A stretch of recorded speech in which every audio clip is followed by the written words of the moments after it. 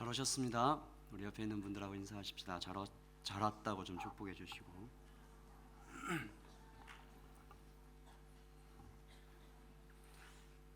우리 대학교 다니는 형제 자매들은 방학이죠. 방학 잘 보내고 있습니까? 왜 아니오라고 그래? 방학 잘 보내시길 바랍니다. 말씀을 같이 보겠습니다. 마가복음, 오늘이 마가복음 8번째 시간이고요.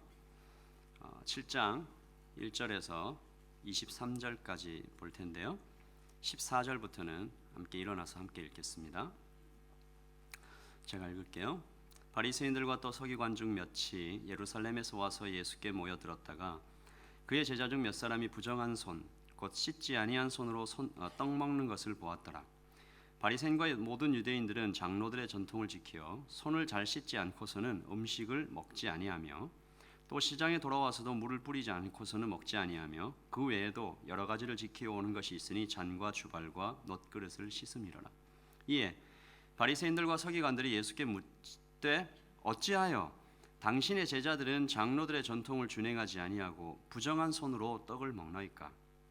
이르시되 이사야가 너희 외식하는 자에 대하여 잘 예언하였도다. 기록하였으되 이 백성이 입술로는 나를 공경하되 마음은 내게서 멀도다.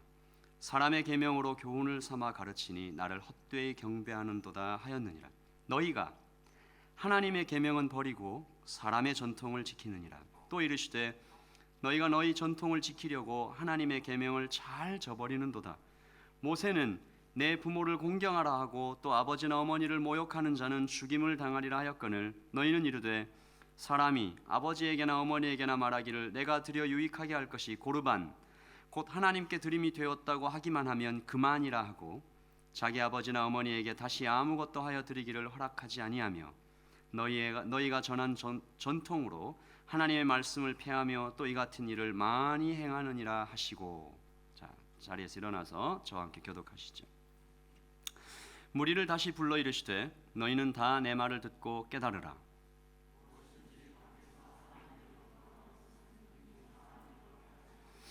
사람 안에서 나오는 것이 사람을 더럽게 하는 것이니라 하시고 예수께서 이르시되 너희도 이렇게 깨달음이 없느냐? 무엇이든지 밖에서 들어가는 것이 능히 사람을 더럽게 하지 못함을 알지 못하느냐?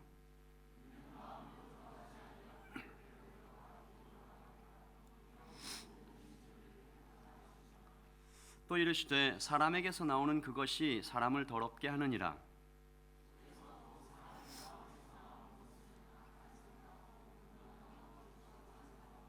간음과 탐욕과 악독과 속임과 음탕과 질투와 비방과 교만과 우매함이니 이 모든 악한 것이 다 속에서 나와서 사람을 더럽게 하느니라. 아멘. 네, 자리에 앉으십시오. 1999년도에 책이 한 권 출판이 됐습니다. 공자가 죽어야 나라가 산다라는 책이었습니다. 이 책을 쓴 김경일 씨라는 분은 이렇게 말합니다. 공자는 사람보다 정치를 더 중요하게 생각했다. 언제나 그 중심에는 남자, 어른, 권력자가 있었다. 공자의 사상은 소통과 토론이 없는 아버지 중심의 가정을 만들었고 같은 지역, 같은 학교, 같은 민족끼리 모이는 끼리끼리 혈연적 폐쇄성, 그로 인한 분열, 여성 차별을 부르는 남성 우월의식, 스승의 권위 강조로 인한 창조성 말살 교육의 문제점들을 오늘날까지 지속시키고 있다.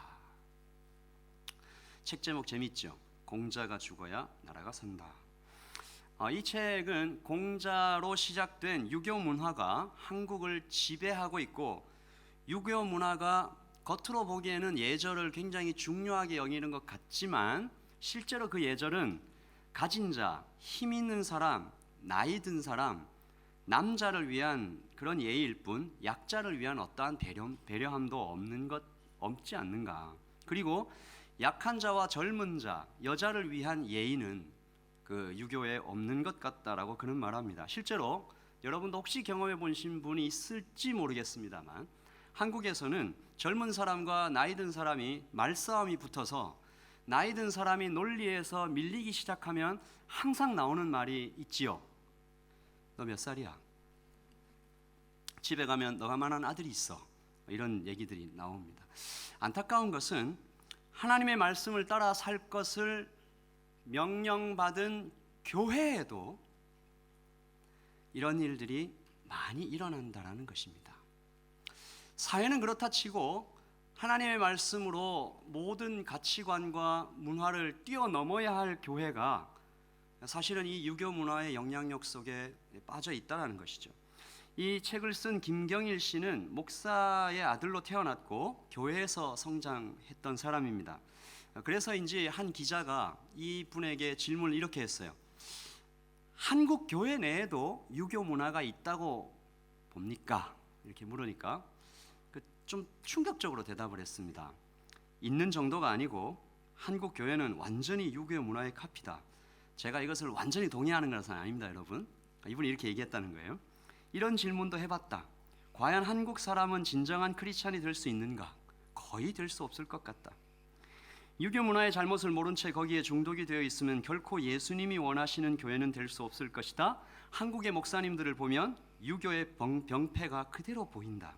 가부장적 모습, 남녀 차별의 모습, 아이들에게 교사로서 겸손하게 다가가지 않는 모습, 소통이 없는 모습, 비실용적인 모습이 한국 교회 속에 목사님들 가운데 그대로 있다.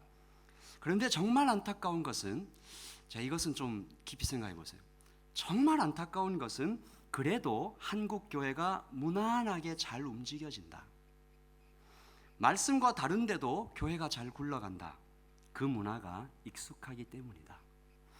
교회에 가도 유교 문화대로만 움직이면 한국 사람들이 거부감 없이 교회 생활을 하게 되어 있다. 오히려 이걸 깨뜨리기 시작하면 교회 생활이 불편해지기 시작한다는 것을 많이 보았다. 한국 교회의 문제는 바로 여기에 있다. 바깥에 있는 사람들을 그대로 옮겨다가 그 시스템에 놓고 그대로 움직여주니까 불편함 없이 돌아가는 것이다. 예수님께서 십자가에 달리시기 전날 밤에 제자들의 발을 씻겼다. 이때 예수님의 눈높이를 주목해 보라. 이 눈높이는 어쩌면 한국의 유교 사회에서는 절대로 만들어질 수 없는 눈높이가 아닌가. 베드로가 예수님께 대답을 할 때 위에서 내려다보면서 대답을 했다. 예수님은 눈높이 정도가 아니라 눈 낮은 교육을 하신 분이다. 그때 베드로가 예수님의 눈을 내려다보면서 얼마나 많은 교훈을 받았겠는가. 한국 교회 이제 정말로 변하고 바뀌어야 한다. 제가 이 인터뷰를 보면서 참 많은 생각을 하게 되었습니다. 비단 유교 문화뿐만이 아니라 성경의 가르침이 아닌데 우리 교회 안에 문화와 전통이라는 이름을 가지고 그것을 따라서 행해지는 것들이 교회 안에 많이 있다라는 생각이 듭니다. 지금은 많이 바뀌었지만 지금부터 한 10년 전쯤만 해도 섬기는 지도자, 즉 servant leadership이라는 말은 교회에서 굉장히 낯선 말이었습니다. 한 불편한 단어였죠. 심지어 어떤 선교사는 이렇게 말했습니다. 우리 선교지 사람들은 목사 섬길 줄을 몰라서 내가 한 수 가르쳐 줘야 되겠다라고 말했다고 합니다. 차마 믿기 어려운 이 말은 한국 교회의 적나라한 내면을 보여주는 것 같습니다. 자, 교회와 목사님들은 그렇다 치고 우리 청년들은 어떨까요? 여러분들은 어떻습니까? 우리는 예수님의 말씀으로 문화와 전통을 넘어서고 있는지요? 유교 문화뿐만이 아니죠. 키위 문화도, 유럽 문화도 말씀으로 넘어서야 됩니다. 개인주의, 물질주의, 지나치게 젊음과 육체를 추구하는 문화 같은 것들 다 분명 주님의 가르침과 아주 먼 거리에 있습니다. 이것들을 다 말씀으로 넘어서야 되죠. 올해 초에 청년 1부와 2부가 연합할 때 제 마음 안에서 조금 염려되는 부분들이 있었습니다. 과연 우리가 나이의 벽을 넘을 수 있을까? 90년대생들과 70년대생들이 잘 하나 될 수 있을까라는 고민들이었습니다. 감사하게도 여러분 모두는 너무나 잘 해주고 계십니다. 감사합니다. 목장은 지금 나눔을 위해서 이 나이가 좀 고려가 돼서 어느 정도 나이별로 구성되어 있지만 제자훈련반, 알파팀, 여러 사역팀들은 나이의 구분이 없이 모두 서로를 배려하고 사랑하고 하나 되어가는 모습들을 보면서 얼마나 감사한지 모르겠습니다. 제가 청년 사역자들을 다른 교회 청년 사역자들을 만나서 이야기를 하다 보면 굉장히 놀라워합니다. 여러분들이 그렇게 문화를 바꾸어 나가고 있는 것이지요. 또한 이 자리를 빌어서 여러분들에게 좀 감사의 말씀을 다시 드리고 싶은 것은 지난 주일 뜻밖의 고 이용재 집사님께서 갑작스럽게 하늘나라로 떠나시고 남겨진 유가족들, 특별히 우리와 함께 예배를 드리고 있는 우리 주영 형제와 승훈 형제, 장례와의 그 모든 절차들 가운데 여러분이 보여주신 그 공동체성, 함께함, 그날 저녁, 주일날 저녁에 힘써 달려와준 새가족 팀원 여러분들, 그리고 모든 목자 여러분들 정말로 감사하고 감사합니다. 그렇게 우리가 하나씩 하나씩 말씀으로 변화시켜 나가는 것입니다. 오늘 저는 예수님께서 이 유대인들과 한바탕 벌이셨던 유대 전통과 문화와의 싸움을 여러분과 함께 나누려고 합니다. 미리 말씀드리자면 이 싸움이 결코 쉬운 것이 아니었습니다. 오랫동안 전통 안에 갇혀 살아왔던 유대인들은 그 예수님의 그 공격에, 예수님의 그 말씀에 굉장히 격렬하게 저항합니다. 사실은 이것으로부터 시작되어서 결국 그들은 예수님을 죽여 없애야 할 자로 정하고 어떻게 죽일까 의논하기 시작하는 것이죠. 그래서 오늘 읽은 말씀에는 세 가지 이야기가 나오고 세 가지 전투가 나옵니다. 배틀이 나오죠. 결국은 그러나 모두 하나입니다. 우리 하나씩 좀 살펴보겠습니다. 전투 1 같이 읽어보죠. 시작. 말씀과 전통. 지난주에 봤듯이 우리가 예수님의 소문이 막 퍼져가죠. 갈릴리에서부터 유대와 사마리아로 계속 퍼져갑니다. 오병이어로 물고기 2마리와 떡 5개로 5,000명을 먹인 사건들, 엄청난 사건들 때문에 예수님의 인기는 계속 올라가고, 특별히 이 기적들은 유대인들의 마음 안에 있는 메시아 갈망, 메시아가 언제 오시냐, 그 갈망에 불을 질러버린 것 같습니다.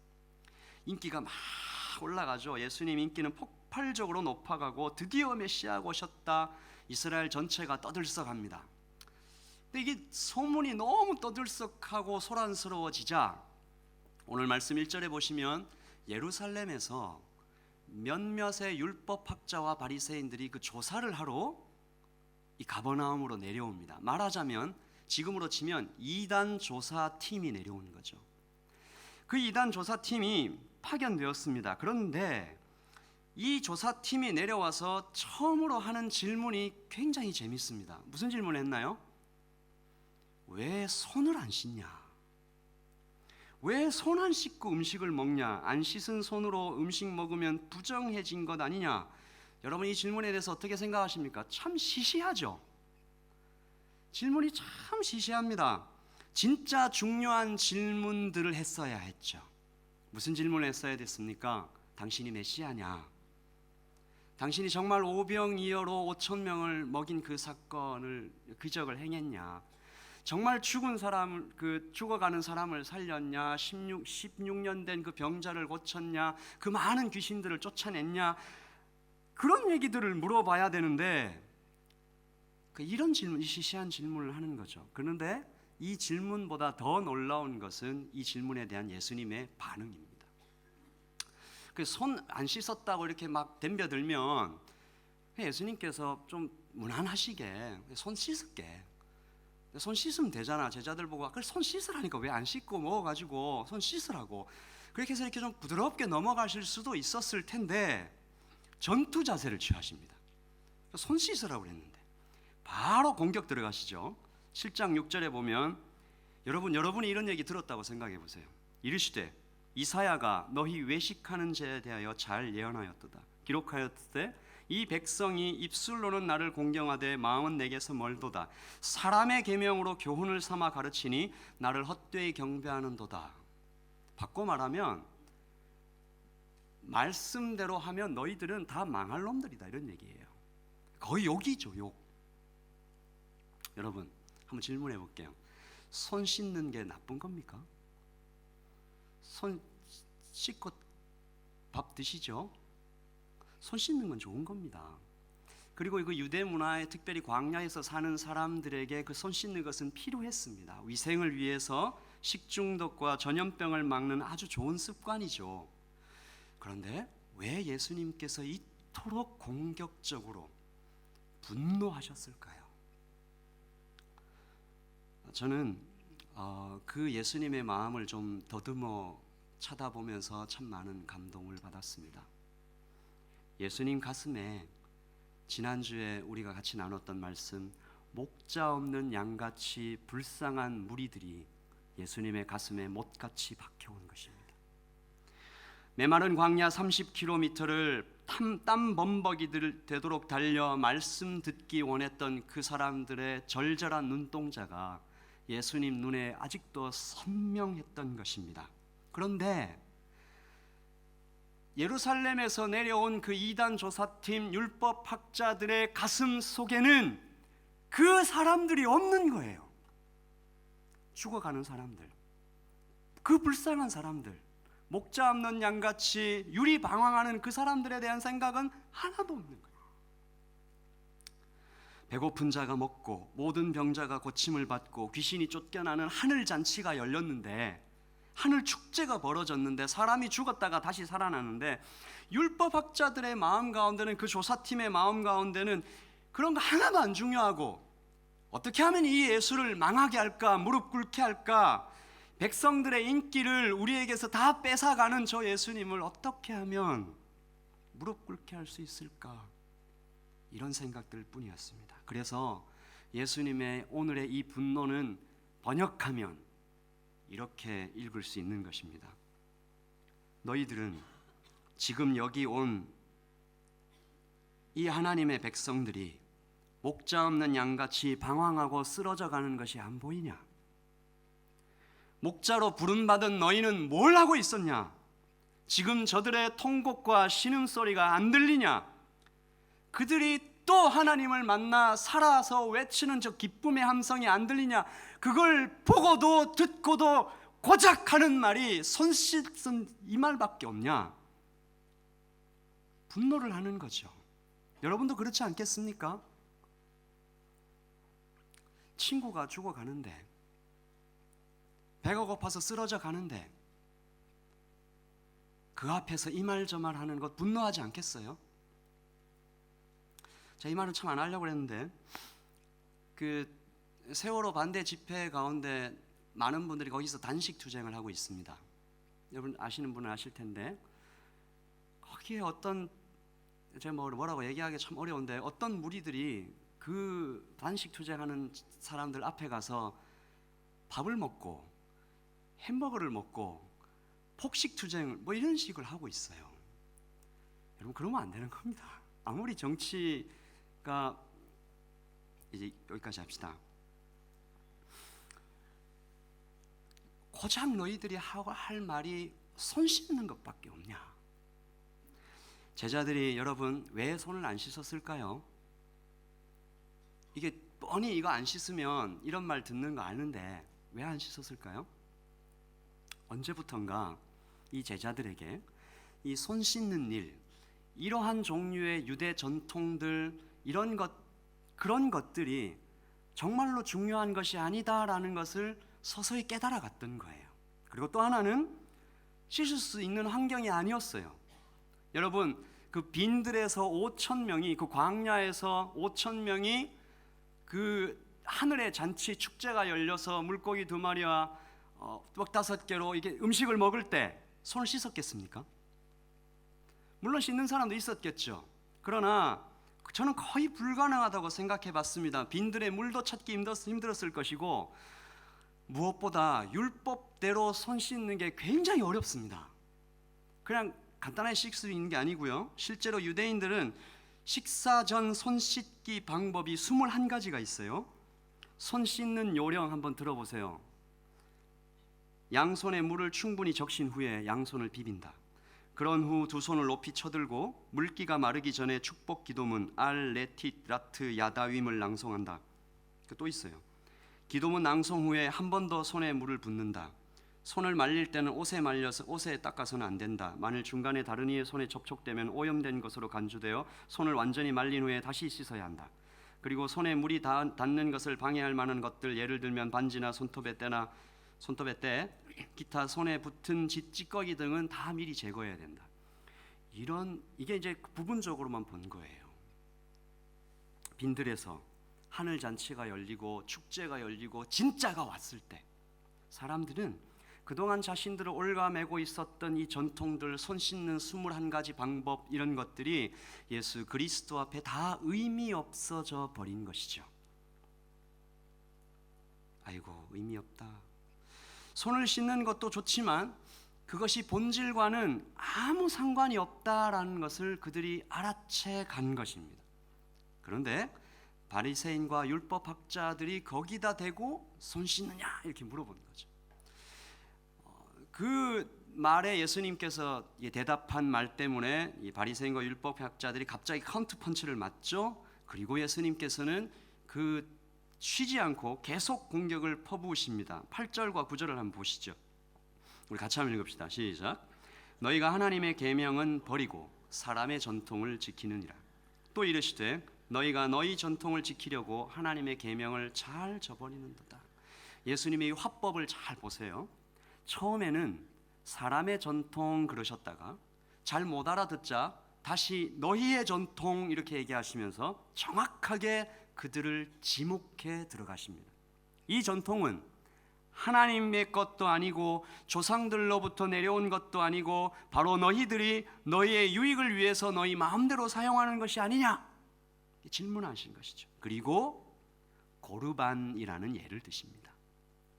고르반이 뭐냐 하면요, 이 11절과 12절에 나오는 것인데, 이 사람이 원래 아버지와 어머니 부모님들한테 이렇게 공경을 해야 돼요. 물질이나 여러 가지로 이렇게 도와드려야 하는데, 그런 재물이나 음식 같은 것을 나는 고르반 이러면서 이걸 하나님께 드렸다 그러면 더 이상 아버지 어머니한테 안 드려도 되는 거예요. 그러므로 고르반은 하나님께 했으면 사람에게는 하지 않아도 된다라는 사상입니다. 좋아 보이죠? 겉으로는 얼핏 보면 괜찮아 보입니다. 그러나 이것은 하나님을 내 유익과 욕심을 위해서 이용하는 아주 치졸하고 사악한 생각입니다. 사랑하는 청년 여러분, 이 고르반이요 그때만 있었던 것이 아니고 지금 이 시대에도 아주 많이 있습니다. 제가 몇 가지 좀 예를 들어 볼게요. 교회가 건축을 합니다. 하나님께 드리지요. 더 좋은 위치에 지으면 좋지요. 전도가 잘 될 것입니다. 그리고 더 싼 값에 지으면 좋지요. 헌금을 아낄 수 있습니다. 그래서 건축법을 어깁니다. 그리고 말합니다. 하나님을 위해 드립니다. 또 있습니다. 여러분들이 오늘 4부 예배 오실 때 예배를 드리러 가고 있습니다.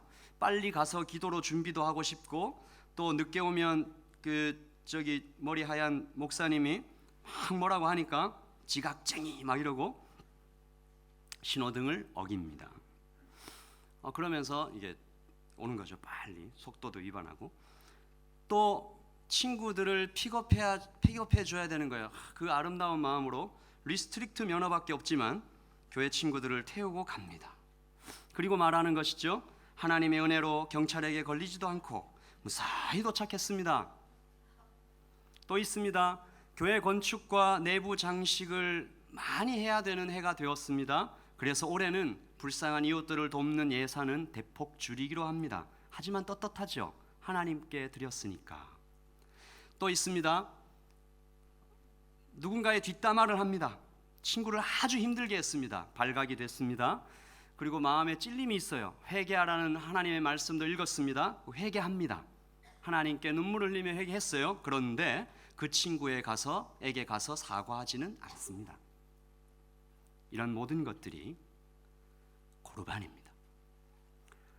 하나님께 했으니까 사람에게는 하지 않아도 된다.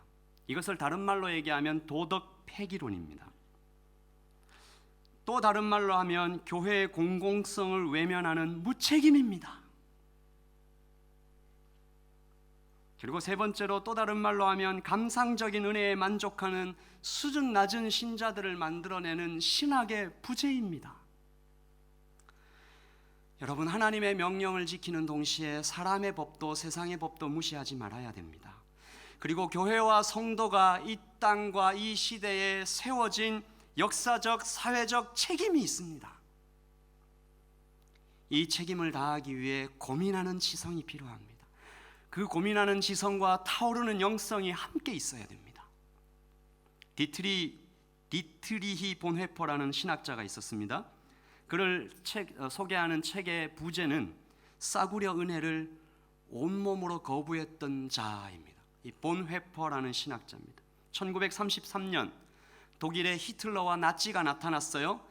근데 정말 안타깝게도 독일 교회는 그 히틀러와 나치를 저항하기보다, 하나님을 따르기보다 오히려 히틀러를 그리스도로 숭배했습니다.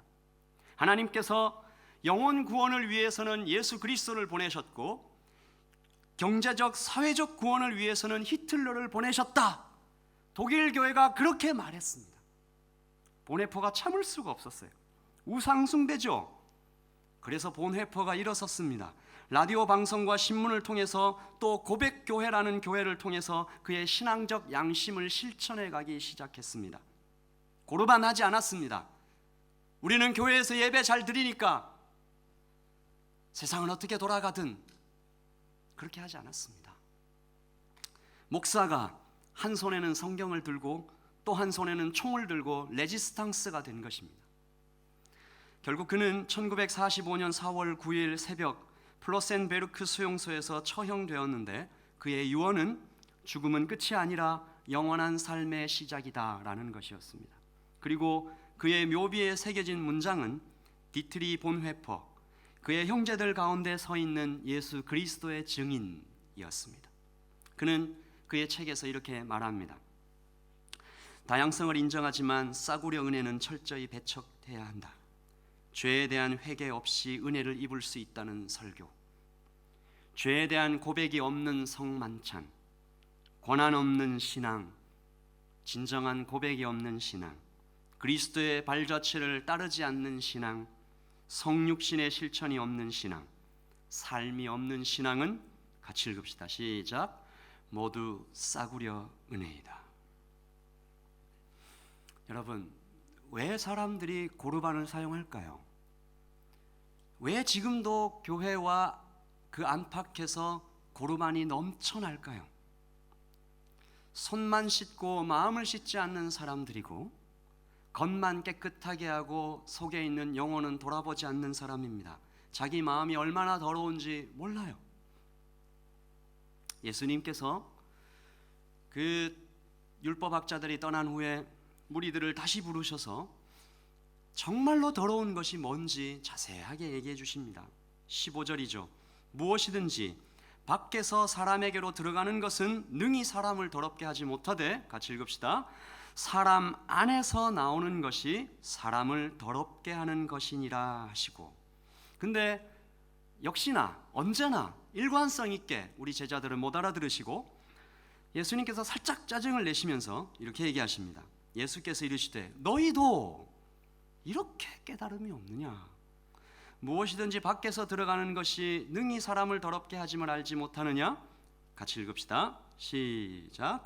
속에서 곧 사람의 마음에서 나오는 것은 악한 생각, 곧 음란과 도덕질과 살인과 간음과 탐욕과 악독과 속임과 음탕과 질투와 비방과 교만과 우매함이니 이 모든 악한 것이 다 속에서 나와서 사람을 더럽게 하느니라. 여러분, 손을 씻지 않아서 사람이 더럽게 되는 것이 아니다. 마음에서 나오는 더러운 생각들로 사람이 더러워지는 것이다. 한국에서는 요즘 한창 눈꽃 빙수가 유행입니다. 그림을 보여주시죠. 눈처럼 사르르 꽃 빙수, 먹는 눈, 첫눈처럼 소복하게 쌓여있는 눈꽃 빙수. 그러나 이 눈꽃 빙수에 두 얼굴이 있었으니, 참고로 지금 그 그림에 나오는 눈꽃 빙수는 이 사건과 관련이 없습니다. 오해 마시기 바라고요. 그 눈꽃 빙수를 만드는 기계 안을 보니까 우유가 썩어가고 있는 거예요. 알바생의 말입니다. 제가 만드는 과정을 다 봤어요. 저도 안 먹습니다. 주변 친구들에게도 먹지 말라고 해요. 일을 하다 보면 우유 비린내, 우유 썩는 냄새가 늘 나요. 청소는 모든 일이 다 끝난 후에나 하지요. 겉은 부드러운 하얀 눈처럼 한국 가시들 뜻이 마세요. 겉은 부드러운 하얀 눈처럼 예쁘지만 속은 썩어가는 눈꽃 빙수처럼, 여러분이 아무리 샤워를 깨끗하게 하고 화장하고 심지어 분장하고 멋진 옷을 입어도, 많은 공부를 해서 마치 아름다운 시처럼 말을 할 수 있다고 해도 마음은 더러워 주님 보시기에 썩은 냄새가 날 수 있다. 심지어 하나님의 말씀을 저처럼 입에 담아 여기 강단에서 설교하는 목사도 하나님 보시기에는 이 속은 말할 수도 없이 더럽고 썩어갈 수 있는 것이 사람의 한계이고 죄에 빠진 인간의 모습입니다. 여러분, 그럼 우리 어떻게 해야 됩니까? 어떻게 해야 깨끗해질 수가 있나요? 어떻게 해야 손만 씻는 것이 아니라 마음까지 씻을 수 있나요? 가장 먼저 우리는 내가 더럽다는 것을 인정하는 것부터 시작합시다. 내가 더럽다고 여기는 그 거룩한 불만족, 그 거룩한 불만족이 우리 가운데 타올라야 됩니다. 그래서 어떤 사람으로부터 또 하나님으로부터 말씀을 읽을 때 너는 죄인이다 라는 말을 들을 때 꿇어 엎드려 울 수 있어야 됩니다. 어떤 분이 그렇게 얘기하셨다고 그랬죠. 그 사람을 잡아 넣는 정치 지도자들이 너는 이런 죄가 있고, 넌 어릴 때 이런 죄를 저질렀고, 너는 심지어 이런 죄도 저질렀고 이런 죄도 저질렀다고 아무도 모르는 그만의 죄들을 다 들추어낼 때 그 목사님이 이렇게 말했다고 합니다. 예, 다 맞습니다. 그것이 다 내 죄고 여러분이 모르시는 것도 있습니다. 제가 더 말해드릴까요? 자존심을 다치거나 그랬던 것이 아니고 자기가 죄인이라는 것을 솔직하게 인정하고 나갔던 그 목사님, 참 닮고 싶습니다. 그런데요, 참 이런 거 인정하는 것이, 내가 죄인이다라고 인정하는 게, 내가 더럽다고 인정하는 것이 정말로 어렵습니다. 말로 인정하는 것도 어려워요. 말로 인정을 해도 행동과 마음으로 말뿐인 경우가 너무 많아요. 나 같은 죄인 살리신 주 은혜 놀라와, 이 찬양을 가슴 뜨겁게 눈물로 하고 나서도 예배당을 떠나며 누군가 다가와 내 귓가에 누구누구가 네 뒷담화를 했어 라는 말을 전해 들으면 불같이 화가 나고, 나는 그런 사람이 아닌데, 난 죄인이 아닌데 잠도 안 오고 다시는 얼굴도 마주치기 싫고 마주치면 토할 것 같고, 이런 것들이 우리네 인생들의 불쌍한 모습입니다. 더러워진 마음에서 나오는 악한 것들이죠. 다행스러운 것은, 정말로 감사한 것은, 은혜로운 것은 예수님께서 이런 우리의 연약함과 무지함과 약함을, 딱딱함을 다 잘 아십니다. 너무 잘 아세요. 그래서 오늘 말씀에도 보시면 예수님께서 그 무리들에게 미친 듯이 반복 학습을 해주시는 모습을 봅니다. 죄송합니다, 예수님 이런 표현을 써서. 얼마나 열심히 얘기를 하시는지, 얼마나 자세히, 얼마나 친절하게 가르쳐 주시는지 몰라요. 여러분 한번 성경책을 펴서 한번 보세요. 6절에 예수님이 이르시되 그러죠. 못 알아들어요. 9절에 가니까 또 이르시되 그래요. 못 알아들어요. 14절에 다시 불러 이르시되, 18절에 이르시되, 20절에 또 이르시되. 이게 못 알아들으니까 계속 얘기한 거예요. 무려 5번이나 반복해서. 왜요? 죽어라 하고 못 알아들으니까. 다른 말로 하면 알아듣기 싫으니까, 따르기 싫으니까. 그래서 그때나 지금이나 같은 말씀이 반복되고 그 말씀 안에 다 나와 있는데도 그때나 지금이나 우리는 겉모습만 신경 쓰고 속은 썩어가고 있는 것들이 참 많이 있습니다. 우리 주위에서 가장 많이 볼 수 있는 것은 아마도 교회 건축에 열을 올리는 현상이라고 볼 수 있을 것 같아요. 여러분, 지금 우리가 예배 드리는 이곳은 성전이 아닙니다. 성전은 성령께서 계시는 우리 마음이에요. 이곳은 예배 드리는 장소입니다. 예배 드리는 장소, 예배당입니다. 그렇게 말해도 이 공간이 평가절하되는 것은 아니에요. 이 건물이 거룩한 것이 아니라 여기 임하신 하나님께서 거룩하시고 그 거룩하신 하나님과 연합되어 있는 거듭난 성도들이 거룩한 성전으로 여김받는 것입니다. 숭실대 기독교학과 권연경 교수가 이렇게 말했습니다. 교회 건물을 성전이라고 부르는 것은 예수 그리스도를 통해서 구약의 모든 것이 성취되었다는 교회의 고백을 정면으로 거부하는 것이다. 그리스도의 구속 사역에 대한 부정이고 심하게 말하면 예수님에 대한 욕이다. 이것은 신학적인 모욕이다. 개혁주의 교회에서 과거에는 성전 건축이라는 말을 쓴 적이 없다. 이 말은 교회 건축 붐이 일어나고 나서야 생긴 이상한 말이다. 사랑하는 청년 여러분, 주의하십시오. 그냥 그대로 쓰는 말들이 다 맞는 말이 아닙니다. 안타깝게도 여전히 많은 교회들이 교회 건축에 너무 많은 힘을 쏟고 있고 그 교회 건축에 힘을 쏟고 있는 것이 재정적인 어떤 누수나 이런 것들도 중요하지만 더 중요한 것은 교회 건축에 힘을 쓰고 열을 올리는 그 모습이 성도들에게 눈에 보이는 것에 더 많이 신경을 쓰게 하는 잘못된 신학에 빠지게 한다는 것입니다. 겉만 신경 쓰고 속은 깨끗하게 하지 않아도 될 것 같은 그런 신학에 빠지게 하는 것이에요. 손을 씻기 전에 마음부터 씻어야 합니다. 우리는 비단 성경에서뿐만이 아니라 이것을 역사 속에서도 배울 수 있습니다. 로마 제국이 건축과 사치로 망했다는 것을 우리는 잘 알고 있습니다. 중국의 황제 진 2세 제발 그만하라는 신하들의 말을 무시하고 아방궁과 만리장성을 쌓다가 천하를 통일하고도 불과 15년 만에 몰락하지요. 고구려의 봉상왕도 이렇게 말했습니다. 임금은 백성이 우러러보는 존재이다. 궁실이 장엄하고 화려하지 않으면 위엄을 내볼 수 없다 라고 말하며 궁궐을 크게 짓다가 망했고, 백제의 진사왕도 궁궐을 화려하게 완공하고 한 달 만에 망했습니다. 조선 숙종이 북한산성을 더 높게 지으려 할 때 이 인엽이 상소를 올렸습니다. 이 상소를 한번 읽어보세요.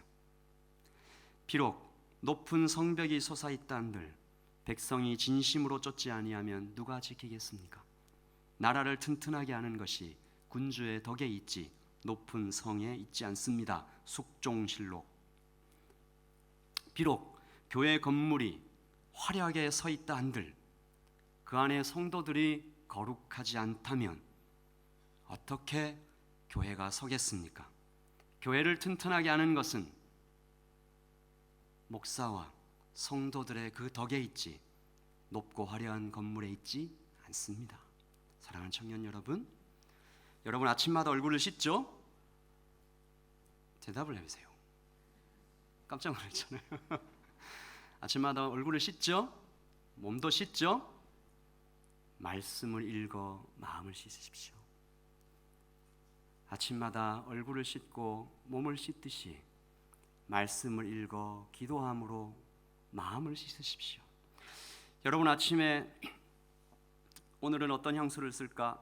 이렇게 저는 2개밖에 없지만 골라서 뿌려서 이 향수가 몸에서 은은히 풍겨 나오듯이 우리의 마음에서도 그리스도의 향기가 풍겨 나와야 되는 것입니다. 그래서 여러분들이 그렇게 해주세요. 여러분들이 그런 마음으로 율법과 전통과 유교 문화와 유럽 문화가 말씀과 정반대로 가고 있을 때, 교회가 다른 길로 가고 있을 때 여러분이 저항해 주십시오. 저와 여러분의 선배들이 마음을 씻지 않고 손만 씻고 있을 때 여러분께서 기도와 눈물로 입을 열어 책망해 주십시오. 목사님, 선배님, 지금 그 길로 가시면 망합니다. 손만 씻지 말고 마음을 씻으십시오. 여러분이 그렇게 말해 주셔야 됩니다. 목사님, 전통이 아니라 말씀으로 사셔야 합니다. 저는 여러분 가운데 본 회포처럼 마음을 씻어 치열하게 고민하는 사람들이 나오기를 원합니다. 말씀을 따라 살아가기 위하여 많은 고민과 많은 기도를 하는 사람들이 여기에서 많이 생겨나기를 꿈꾸고 있습니다. 이것이 예수 그리스도께서 싸우신 말씀과 전통과의 첫 번째 전투입니다. 두 번째 전투는 이 첫 번째 전투의 연속선상에 있는데요, 예수님께서 이게 5번씩이나 거듭 말씀을 해주셔도 잘 못 알아들으니까 이제 시청각 교육, 이제 보여주시는 거예요. 자, 보십시다. 전투 2, 유대인과 이방인. 여기서 이제 부정한 것의 샘플이 나오죠. 유대인들이 보기에 부정한 사람, 즉 더러운 사람이 등장. 이방인, 귀신 들린 사람, 여자. 귀신 들린 딸을 든 여인이 예수님의 발 앞에 엎드립니다. 자비를 구합니다. 제발 좀 고쳐주십시오. 그런데 여기서 예수님의 반응이 굉장히 차갑습니다. 한번 읽어보세요. 시작. 예수께서 이르시되 자녀로 먼저 배불리 먹게 할지니 자녀의 떡을 취하여 개들에게 던짐이 마땅치 아니하다. 여러분, 이 말씀 읽으면서 화나지 않았어요? 아니, 예수님께서 이 불쌍한 여인의 인격을 모독하신 것인가요? 아니죠. 예수님께서는 이 말씀을 하심으로 지켜보고 있던 유대인들의 속마음을 드러내신 것입니다. 이 말을 들을 때 어떤 유대인들은 당연하지 그렇게 생각했습니다. 또 어떤 유대인들은 아무리 그래도 너무하시다 그랬습니다. 하지만 어느 쪽이든지 평소에는 그 모든 유대인들이 이방인을 예수님의 말씀처럼 개처럼 여기던 사람들이었습니다. 그런데 그 다음 이어지는 여인의 말이, 그리고 그 말에 이어지는 예수님의 반응이 그 모든 유대인들을 정말로 부끄럽게 만들었습니다. 우리가 이 여인의 기도를 좀 배워야 됩니다. 같이 한번 읽어봅시다. 시작. 여자가 대답하여 이르되 주여 올소이다마는 상 아래 개들도 아이들이 먹던 부스러기를 먹나이다. 유대인들은 깜짝 놀랐을 것입니다. 야, 나 같으면 저런 말 들으면 못 살 텐데, 아무리 예수님이라도 위대한 랍비라도 멱살 잡고 싸울 것 같은데, 이 여인은 가진 것도 없고 절박했으니 그랬겠지만, 그럼에도 이 여인은, 절박한 그 여인은 이미 엎드려져 있는 몸을 더 낮게 엎드려서 예수님 앞에 제발 그럽니다. 이 엎드림이 그녀와 그 딸을 깨끗하게 만들죠. 예수님께서 대답하여 이르시되 여자여 내 믿음이 크도다, 내 소원대로 되리라 하시니, 같이 읽읍시다. 시작. 그때로부터 그의 딸이 나으니라. 예수님께서는 이 사건을 통해서 유대인들의 태도와 이 여인의 태도를 대비시키고 있는 것이고, 이 여인을 둘러싸고 있는 모든 유대인들을 부끄러움과 충격에 빠뜨리시면서 그 유대인들 가운데 어떤 이들이 부끄럽다, 우리가 참 잘못 알고 있었구나, 정녕 하나님은 가난하고 애통하는 자에게 사랑을 베푸시는 분이구나, 나보다 더 저 여인이 하나님의 마음을 더 잘 알고 있구나 라고 깨닫기를 원하셨던 것이죠. 그러나 어떤 이는 이게 도대체 무슨 말도 안 되는 짓인가? 우상 숭배하는 개 같은 이 이방인 여인에게 믿음이 크다니 도대체 이게 뭐냐? 라고 화를 냈을 것입니다. 같은 말씀, 같은 기적이었지만 그것을 통해 구원받는 사람도 있고 오히려 더 마음이 딱딱해지는 사람도 있습니다. 저도 매주 여러분과 함께 이렇게 말씀을 나누면서 여러분들이 이렇게 저기 오른쪽부터 저기 왼쪽까지 여러분의 얼굴을 쭉 보면서 2층도 이렇게 뵈면서 그런 생각을 합니다. 똑같은 시간, 똑같은 말씀, 똑같은 자리에 앉아 있지만 참 많은 태도와 반응들이 다르구나, 그런 생각들을 합니다. 옆 사람과 떠드는 사람, 그리고 초롱초롱한 눈빛으로 이렇게 말씀을 듣는 저 훌륭한 형제들을 보십시오. 감사하죠. 그 참 반응이 다릅니다. 이것이 참 은혜이기도 하고 우리에게 참 많은 생각들을 하게 하죠. 자, 전투 3 마지막 전투입니다. 영혼과 육체지요. 예수님께서 두로 지방에서 나와 시돈과 데가볼리 중앙을 통과하여 갈릴리 호수 지역에 왔어요. 여기도 이방 지역. 사람들이 귀먹고 어눌한 사람들을 예수님께 데리고 와서 이 사람 좀 치료해 주십시오 그래요. 부정한 사람이죠. 이방인이며 그 당시 사람들이 부정하다 얘기했던 장애인입니다. 예수님께서 굉장히 특이한 방법으로 치료하세요. 손가락을 양귀에 놓고 침을 뱉어 그의 혀에 손을 대시고 하늘을 우러러 탄식하십니다. 지금 보면 이게 굉장히 이상한데 당시 헬라 문화, 유대 문화에서는 이 사람의 침이 병을 치유하는 효과가 있다라는 믿음이 있어서 자주 사용했다고 합니다. 그러므로 예수님께서 이 사람을 치유할 때 침을 뱉어 그의 혀에 손을 대신 일은 그렇게 이상한 일은 아니었어요. 당연한 일로 받아들여질 수 있는 것이고요. 그러나 그것보다 더 중요한 것은 최근에 제가 읽었던 돌아가신 하용조 목사님의 책에 이렇게 써 있습니다. 예수님의 이 행동은 그를 향한 큰 사랑이다. 언어가 통하지 않는 사람에게 예수님께서는 제가 이제부터 당신의 귀를 고쳐드립니다. 당신의 혀를 고쳐드립니다라고 커뮤니케이션을 하신 것이다. 그리고 아무도 가까이 다가가기를 원하지 않는 그 사람에게 가까이 다가가 만지심으로 뜨거운 사랑을 표현하신 것이다. 그렇게 써 있습니다. 이 사건 또한 둘러서 있는 모든 유대인들에게 사실은 예수님께서 한마디 하시는 거죠.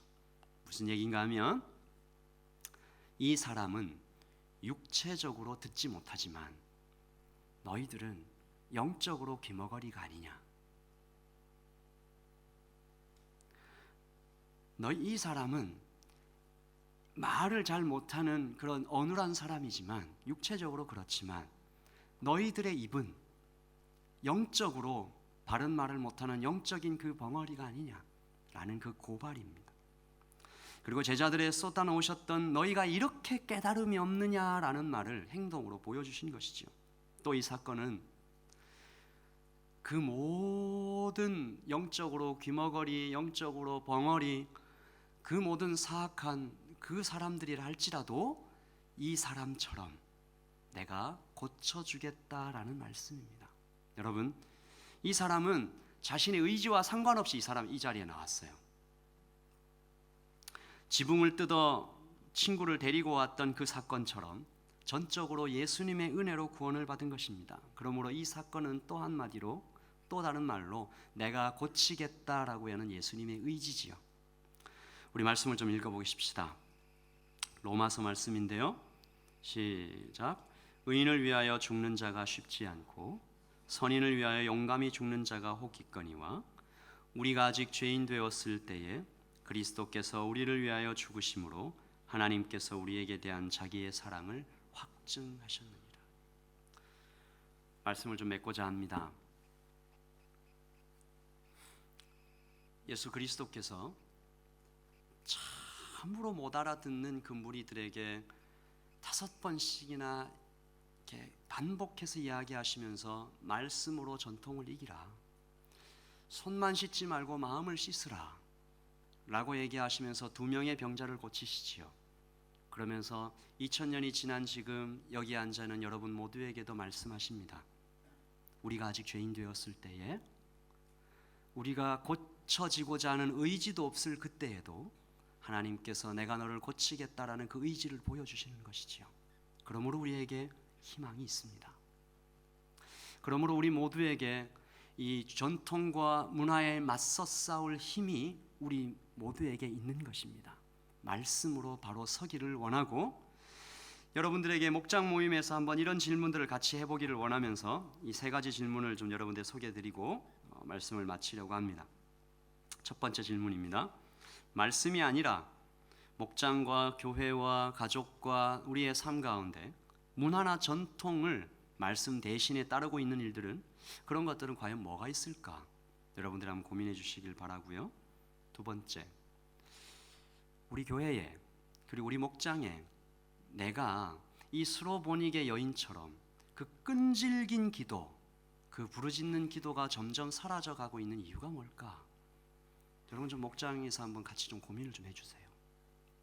그리고 세 번째, 나는 예수님처럼 본 회퍼처럼 말씀을 더럽히는 전통과 맞서 싸우고 있는가? 그냥 물 가듯이 구름 가듯이 좋은 게 좋으니까 그렇게 가고 있는가? 여러분이 청년이기 때문에 이런 질문들에 대답할 수 있고 대답해야 한다고 저는 믿습니다. 조금 이따 이어지는 목장 모임에서 이 말씀에 대한 좀 치열한 고민들이 있기를 소원하며 예수님의 이름으로 여러분 모두를 축복합니다. 같이 한번 기도하죠.